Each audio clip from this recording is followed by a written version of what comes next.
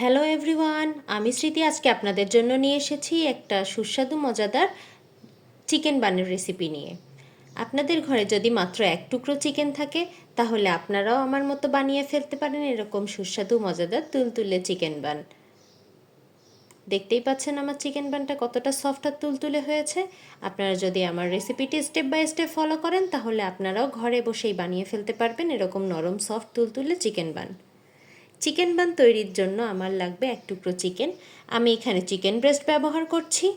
Chicken ব্রেস্টের পিসটাকে আমি একটা চাকু দিয়ে দুই পাশ থেকে থেতো করে নিব।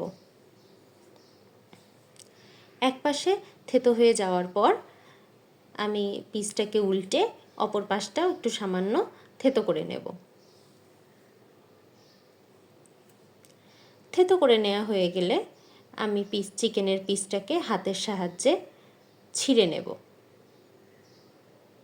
আমি যেহেতু আগে একটু থেতো করে নিয়েছিলাম তাই এটা হাতের সাহায্যে টান দেওয়ার সাথে সাথেই ছিঁড়ে যাবে। এই ছিঁড়ে যাওয়া পিসগুলো ছোটো ছোটো পিসগুলোকে আমি একটা ব্লেন্ডার জারের ভিতরে দিয়ে মাংসটাকে কিমা করে নেব।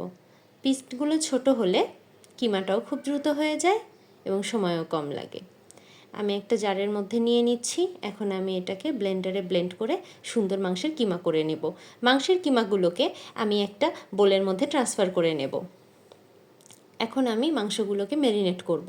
ম্যারিনেটের জন্য আমি 1 চা চামচ পেঁয়াজ কুচি দিচ্ছি, 2 টেবিল চামচ গাজর কুচি দিচ্ছি, 2 টেবিল চামচ টমেটো কেচাপ দেব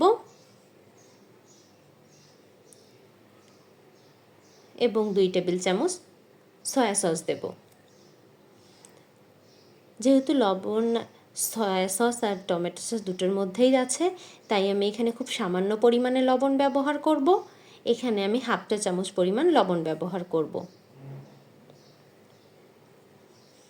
আর স্বাদের জন্য 1/2 চা চামচ পরিমাণ লাল মরিচের গুঁড়া দিয়ে দেব এবং এখানে আমি 1 চা চামচ পরিমাণের আদা রসুনের পেস্ট দিয়ে দেব। এখন একটা চামচের সাহায্যে মাংসগুলোর সাথে সমস্ত প্রকারের মশলা আর সবজিকে মিশিয়ে নেব। আমার মেশানো হয়ে গেছে। আমি এখন এই মাংসগুলোকে 2 থেকে 3 ঘন্টার জন্য ম্যারিনেট করতে রেখে দেব একটা ঢাকনা দিয়ে ঢেকে। ম্যারিনেট করা হয়ে গেলে আমি এখন পাউরুটির ডোটা বানাবো। এই ডো বানানোর জন্য আমি এখানে ব্যবহার করছি 2 কাপ পরিমাণের আটা, 1/2 টেবিল চামচ লবণ, 2 টেবিল চামচ ইস্ট এবং 2 টেবিল চামচ চিনি। আমি এখানে কোনো ময়দা ব্যবহার করব না। আমি আজকে আটা দিয়েই আপনাদেরকে নরম মজাদার তুলতুলে চিকেন বান বানিয়ে দেখাবো। আটা আমাদের বাড়িতে সবসময় প্রায়ই থাকে। আপনারা ময়দা ছাড়াই আটা দিয়েই এরকম একটা সফট তুলতুলে চিকেন বান বাড়িতেই বানিয়ে ফেলতে পারবেন। উপকরণগুলো যখন সুন্দরভাবে একসাথে মিশে যাবে ঠিক সে পর্যায়ে আমি একটু গরম পানির সাহায্যে আটার মিশ্রণটাকে মেখে নেব। এক্ষেত্রে একটু গরম পানি ব্যবহার করতে হবে, কারণ আমি যদি এখানে ঠান্ডা পানি ব্যবহার করি তাহলে ইস্টটা অ্যাক্টিভেট কম হবে আর যার ফলশ্রুতিতে পাউরুটিটা ফুলবে না। খুব সুন্দর করে সাবধানে মেখে নিতে হবে। আপনারা দেখুন আমি কিভাবে মাখছি। সামান্য করে অল্প অল্প করে পানি দিয়ে পুরো ডোটাকে রেডি করে ফেলতে হবে। ডোটা একটু সামান্য স্বাভাবিক রুটি পরোটার ডোয়ের থেকে একটু নরমই হবে।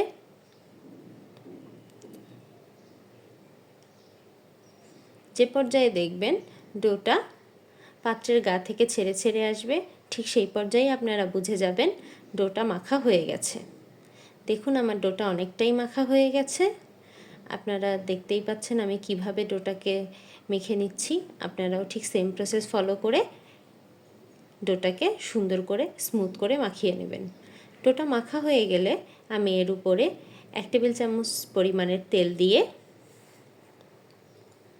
মিশ্রণটিকে 2 থেকে 3 ঘন্টার জন্য রেস্টে রেখে দেব। এই 2 থেকে 3 ঘন্টার জন্য একটু গরম জায়গায় রাখলে ভালো হয়, তাহলে ইস্টটা খুব দ্রুত অ্যাক্টিভেট হয়ে ডোটা ফুলে 2 থেকে 3 গুণ হয়ে যাবে। 2 থেকে 3 ঘন্টা পর রেস্টে রাখা ডোটা যখন ফুলে যাবে তখন এর ভিতরে থাকা এয়ার বাবলগুলো হাত দিয়ে প্রেস করে সব ছাড়িয়ে নিয়ে একটা সারফেসে আটা স্প্রেড করে আমি মিশ্রণটাকে একটু হাত দিয়ে মথে নিচ্ছি।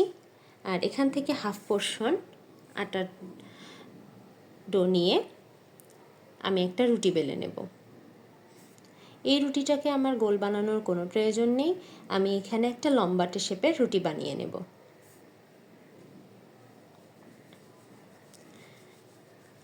এই যে দেখুন আমার লম্বা শেপের একটা রুটি বানানো হয়ে গেছে। এখন আমি রুটির মধ্যে আগে থেকে ম্যারিনেট করে রাখা মাংসের কিমার হাফ পরিমাণ নিয়ে নেব। এখন এটাকে আমি সম্পূর্ণ রুটিতে স্প্রেড করে দেব। এখন দেখুন আমি যেভাবে করছি একদম সাইড থেকে চিকন করে একটু একটু করে ফোল্ড করে একটা রোলের শেপ দিয়ে নেব। রোলের শেপ দেওয়া হয়ে গেলে আমি রোলটাকে সব পাশ থেকে একটু ভালো করে চেপে নেব। আপনারাও ঠিক এভাবে করবেন, তাহলে প্রতিটা লেয়ারে সুন্দর করে চিকেনগুলো পৌঁছে যাবে। আমি এই রোলটাকে একটা সাইডে রেখে দেব, আর অন্য রেখে দেওয়া যে ডোটা আছে সেই ডোটা দিয়েও আমি এরকমই একটি লম্বা রুটি বেলে নেব।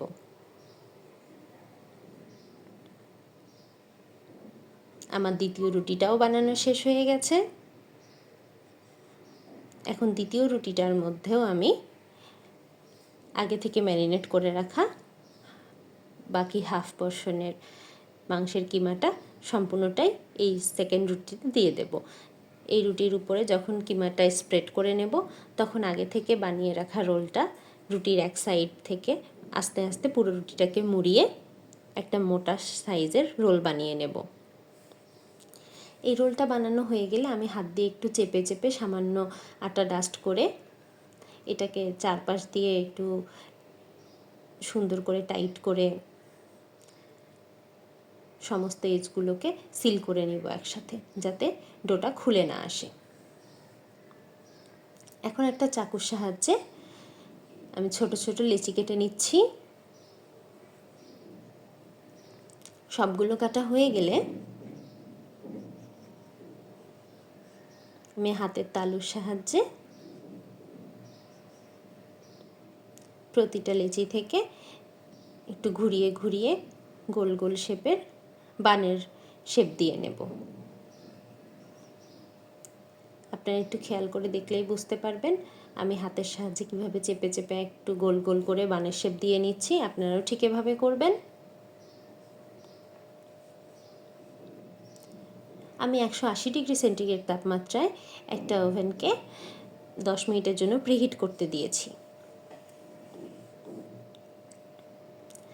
এখন সবগুলো বান যখন তৈরি হয়ে যাবে প্রতি বানগুলোর উপরে আমি একটা ডিম ব্রাশ করে নেব। আমি এখানে একটা ডিমকে সামান্য লবণ দিয়ে ভালো করে ফেটিয়ে নিয়ে একটা ব্রাশের সাহায্যে প্রতিটা বানের উপরে ব্রাশ করে দিচ্ছি।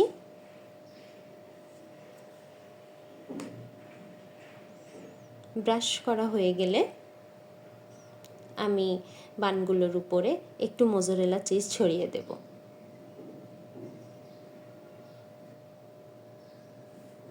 আর চিজ দেওয়ার পর বানগুলোকে 20 থেকে 25 মিনিটের জন্য ওভেনে বেক করে নেব। আপনাদের যদি চিজটা ভালো খেতে না লাগে আপনারা এই ব্যাপারটা স্কিপ করে যাবেন, কিন্তু আমার মতে চিকেন বানের উপরে যদি আপনারা চিজ দেন তাহলে খেতে স্বাদটা অনেক দুর্দান্ত হয়।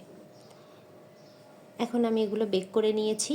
15-20 মিনিট পর আমার বানগুলো তৈরি হয়ে গেছে। দেখতেই পাচ্ছেন কীরকম সুন্দর দেখতে লাগছে আমার বানগুলোকে। আপনারাও যদি এরকম আরও অনেক ইউনিক রেসিপি পেতে চান তাহলে আমার চ্যানেলটিকে সাবস্ক্রাইব করুন, এবং আপনাদের যদি আমার ভিডিও ভালো লাগে তাহলে লাইক শেয়ার করে আমাকে